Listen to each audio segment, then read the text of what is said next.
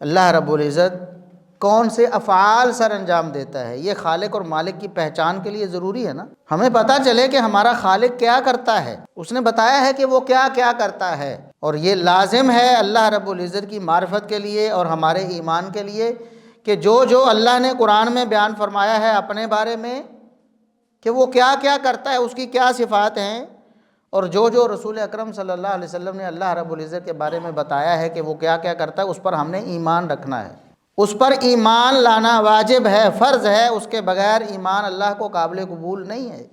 اور ایمان کیسے لانا ہے اللہ رب العزت کی صفات پہ؟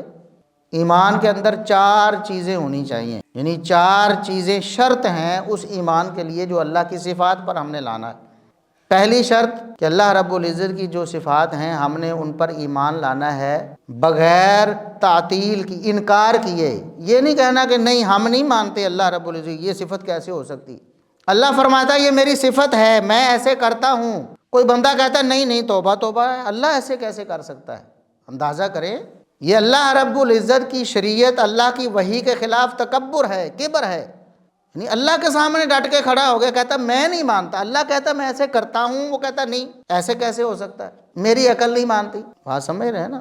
تو اللہ رب العزت کی صفات پہ ایمان لانے کی پہلی شرط یہ ہے کہ صفات کا انکار نہیں کرنا، یہ نہیں کہنا کہ میں اس صفت کو نہیں مانتا، ماننا ہے اللہ نے جو بتایا ہے، محمد الرسول اللہ صلی اللہ علیہ وسلم نے جو بتایا ہے۔ کتنے ایسے وصف ہیں جن کی اللہ رب العزت نے اپنے آپ سے نفی کی ہے کہ میں ایسا نہیں کرتا، ایسا نہیں کر سکتا، میں یہ میرے شیان شان نہیں ہے۔ محمد الرسول اللہ صلی اللہ علیہ وسلم نے بتا دیا کہ ہمارا خالق مالک ایسا نہیں کرتا۔ جیسے قرآن میں اللہ نے فرمایا وَلَا يَظْلِمُ رَبُّكَ أَحَدًا، تمہارا رب کسی پر ظلم نہیں کرتا۔ تو ظلم ایک وصف ہے جس کی نفی اللہ رب العزت نے کر دی ہے کہ بس میں نہیں کرتا۔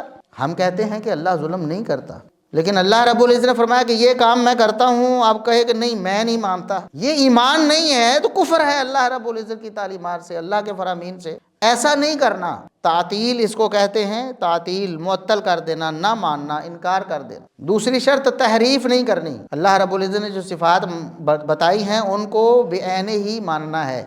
یہ نہیں کہنا کہ لفظ تو یہ ہے لیکن اس کا جو ہے نا میں یہ نہیں، لفظ کے مطابق نہیں مان سکتا، میں اس کو کچھ اور مانوں گا۔ جیسے اللہ رب العزت نے فرمایا قرآن کریم میں کہ اللہ رب العزت کے 2 ہاتھ ہیں، بل یداہ مبسوطتان، اللہ رب العزت کے دونوں ہاتھ بڑے فراخ ہیں۔ یہود نے کہا تھا نا کہ اللہ رب العزت کے ہاتھ تانگ ہے، نعوذ باللہ، یعنی اللہ رب العزت کو فقر لاحق ہو گیا، نعوذ باللہ، اس طرح کی بات کی۔ اللہ رب العزت نے نفی فرمایا بل یداہ مبسوطتان، کہ اللہ رب العزت کے ہاتھ بڑے فراخ ہیں، ينفق کیف یشاء، اللہ رب العزت دن رات اللہ خرچ کرتا ہے، سخاوت کرتا ہے، اللہ رب العزت کے ہاتھ فراخ ہے۔ اللہ نے فرمایا میں نے آدم علیہ السلام کو اپنے دونوں ہاتھوں سے پیدا کیا۔ اب کوئی بندہ کہے کہ نہیں، یا تو کہے کہ میں نہیں مانتا، اللہ کے ہاتھ کیسے ہو سکتا، یہ ہے تعطیل، انکار، یہ بھی کفر ہے۔ اور کوئی بندہ کہے کہ نہیں میں اس کو مانتا ہوں لیکن ہاتھ سے مراد میں قدرت کروں گا، ہاتھ کیسے ہو سکتے ہیں، قدرت ہے، قدرت بھی، قدرت تو اللہ رب العزت نے اپنی الگ سے بیان فرمائی، ان اللہ علی کل شیء قدیر، اللہ ہر چیز پر قادر ہے، هو القادر، وہ قادر ہے، قدرت والا ہے۔ ہاتھ سے مراد قدرت نہ تو اللہ نے بتایا کہ میں جب کہوں گا میرے ہاتھ ہیں تو اس سے مراد قدرت ہے، نہ ہمارے پیارے پیغمبر صلی اللہ علیہ وسلم نے کبھی یہ فرمایا، نہ آپ صلی اللہ علیہ وسلم سے تعلیم حاصل کرنے والے صحابہ کرام نے کبھی یہ فرمایا، نہ صحابہ کرام کے شاگردوں تابعین نے کبھی فرمایا، نہ ائمہ دین جو اہل سنت کے بڑے ائمہ ان میں سے کسی نے یہ کہا کہ اللہ رب العزت کے ہاتھ نہیں ماننے بلکہ ہاتھوں سے مراد قدرت ماننی۔ بات سمجھ گئے؟ اللہ نے فرمایا میں نے اپنے ہاتھوں سے پیدا کیا۔ سوال پیدا ہوتا ہے کہ اللہ فرماتا میں نے 2 ہاتھوں سے پیدا کیا، اگر قدرت مراد نہیں تو مراد کہ اللہ نے 2 قدرتوں سے پیدا کیا؟ جہالت ہے کہ نہیں، بے وقوفی ہے۔ یعنی اللہ کے کلام کے ساتھ استہزاء کا طریقہ ہے، اور اللہ کے کلام، اللہ رب العزت فرماتا ہے کہ سب سے بڑا سچا فرمایا کہ ومن اصدق من اللہ قیلا، اللہ سے سچا کون ہو سکتا ہے؟ ساری مخلوقات بڑی بڑی فصحت اور بڑی بڑی بلاغت والی ہے، بڑے بڑے شعراء ہیں، بڑے بڑے قادر الکلام ہیں، بڑے بڑے الفاظ کو استعمال کرنے والے ہیں، ان کا خالق کتنا بڑا زیادہ فصحت والا ہوگا، اس کا کلام کتنا زیادہ واضح ہوگا۔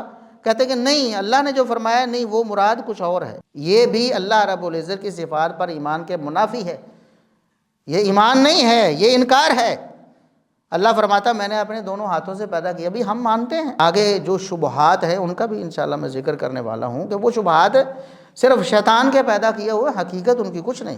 یاد رکھنا ہے، تعطیل نہیں کرنی یعنی انکار نہیں کرنا، تحریف نہیں کرنی، معنی نہیں بدلنا ان کا۔ تیسری بات، تشبیہ نہیں دینی، تشبیہ یہ بھی منع ہے۔ ایمان اللہ رب العزت کی صفات پر اس کے لیے ضروری ہے کہ تشبیہ نہ دی جائے، یعنی اللہ رب العزت کے ہاتھ ہیں تو کیا وہ کسی مخلوق جیسے؟ نعوذ باللہ، نعوذ باللہ، ہو ہی نہیں سکتا۔ اللہ نے قرآن کریم میں بار بار اس کا رد فرمایا ہے، فرمایا ایک مقام پر لیس کمثلہ شیء، اللہ کی مثل تو ہے ہی کوئی نہیں۔ تشبیہ کیسے دی جا سکتی ہے؟ تشبیہ تو ہوتی ہے ہم مثل چیزیں جو ہوتی ہیں ملتی جلتی، ان کے بارے میں کہہ رہے یہ ایسی ہے، اللہ جیسا تو ہے ہی کوئی نہیں، تو پھر کیسے کہا جائے گا کہ اللہ رب العزت کے ہاتھ نعوذ باللہ فلاں مخلوق جیسے ہیں؟ بالکل بھی نہ تو بولنا ہے ایسا لفظ، نہ اپنے دل دماغ میں ایسا کوئی خیال لانا ہے کہ اللہ رب العزت کی صفات کسی کی طرح ہوں گی، نہیں، بالکل نہیں۔ اللہ کی صفات کیسے ہیں؟ کما یلیق بشانہ، جیسے اس کی شان کو لائق ہے۔ لوگ انکار کرنے کے لیے یا تحریف کرنے کے لیے یہ بہانہ بناتے ہیں، دیکھیں جی مخلوق کے بھی ہاتھ ہوتے ہیں، ہم اللہ کے بھی ہاتھ مان لیں۔ بھئی مخلوق کی بھی ذات ہوتی ہے کہ نہیں؟ تو ہم اللہ کی ذات مانتے ہیں کہ نہیں مانتے؟ بھئی مخلوق آپ کی ذات ہے نا، یہ شخصیت ہے، یہ شخصیت ہے، یہ ذات، تو اللہ رب العزت کی ذات نہیں ہے؟ ذات باری تعالیٰ ہم کہتے نہیں، مانتے نہیں؟ مانتے ہیں نا؟ تو کیا ہم مخلوق جیسی ذات مانتے ہیں اللہ کی؟ نہیں۔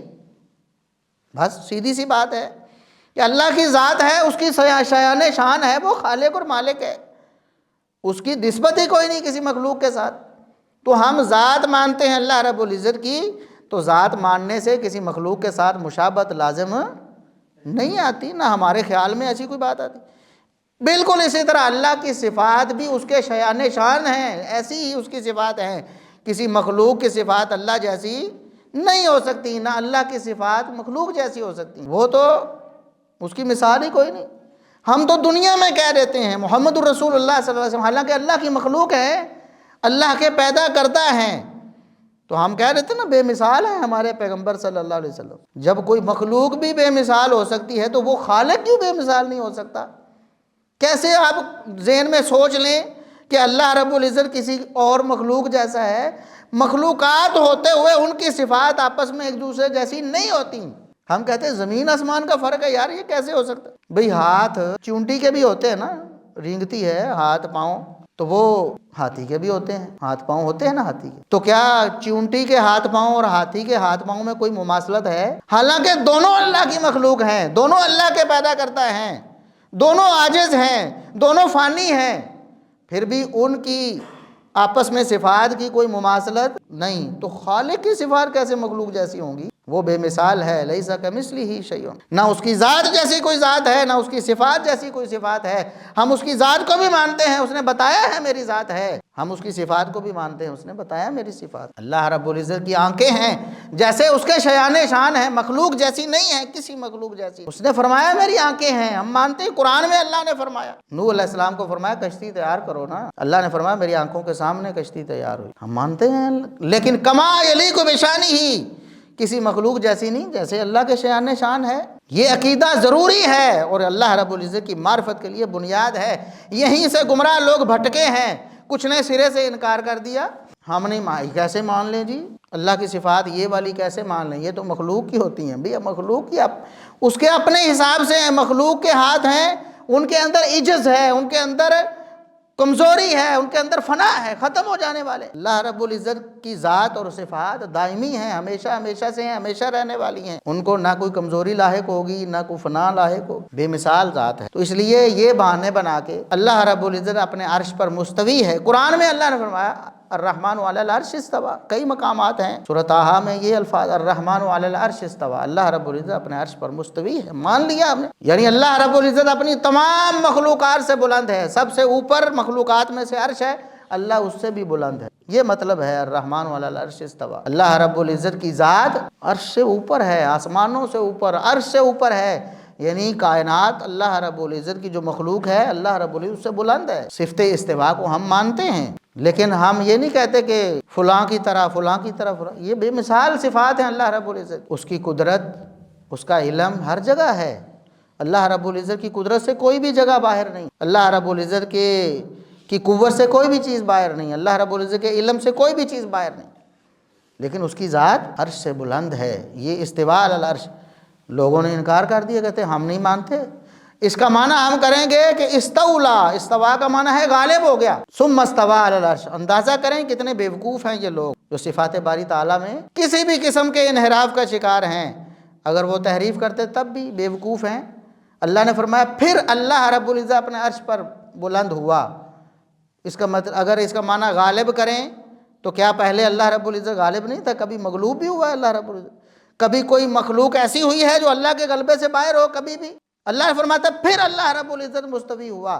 کیوں نہیں مان لیتے؟ اللہ رب العزت مستوی ہوا ہے عرش پر جیسے اس کی شان کو لائق ہے، بس وہ بلند ہے اپنی مخلوقات سے، وَهُوَ الْعَلِيُّ الْعَظِيمُ، وہ بلند ہے سب سے۔ ہم مانتے ہیں یہ صفات باری تعالیٰ پر ایمان لانے کے لیے یہ انتہائی ضروری چیزیں۔ تیسری چیز یہ تھی کہ اللہ رب العزت کو کی صفات کی مثال بیان نہیں کرنی، ان کو کسی جیسا قرار نہیں دینا یا کسی کی صفات کو خالق جیسی قرار نہیں دینا۔ اور چوتھی چیز ایمان لانے کے لیے جو ضروری ہے کہ کیفیت بیان نہ کی جائے۔ اللہ رب العزت کی صفات کی کیفیت اللہ نے بتائی نہیں، ہم نے بیان بھی نہیں کرنی، کر بھی نہیں سکتے۔ کیسے کر سکتے ہیں؟ ہمارے پاس اللہ رب العزت کی صفات کو سمجھنے کے لیے اللہ رب العزت کی وحی کے علاوہ کوئی طریقہ، ہماری عقل تو اللہ کی مخلوقات کو نہیں سمجھ جاتی، تو خالق مالک کو کیسے سمجھے گی؟ خالق مالک کو سمجھنے کے لیے تو ہم نے وہی سمجھنا جو خالق مالک نے خود ہمیں دیا ہے، وحی کے ذریعے۔ قرآن ہے، محمد الرسول اللہ صلی اللہ علیہ وسلم کا فرمان ہے، اس کے ذریعے ہم سمجھ سکتے ہیں، اپنی طرف سے تو نہیں سمجھ سکتے۔ ہماری عقل تو یہاں دیکھتی ہے تو ہمیں لگتا ہے زمین و آسمان آگے مل رہے ہیں چند کلومیٹر کے فاصلے پہ، یہ ہماری عقل ہے۔ ہم کیسے سمجھ سکتے ہیں اپنی عقل کے ذریعے خالق اور مالک کو، جو مخلوق کو نہیں سمجھ پاتے؟ تو اللہ رب العزت کی صفات ان کی کوئی کیفیت بیان نہیں کر سکتے۔ تو اللہ کے ہاتھ ہیں یہ بھی مان لیا ہم نے، انکار نہیں کیا، مان لیا اللہ کے ہاتھ ہیں، تحریف نہیں کی، اس کا کوئی اور معنی نہیں کہ قوت قدرت نہیں کیا، ٹھیک ہے۔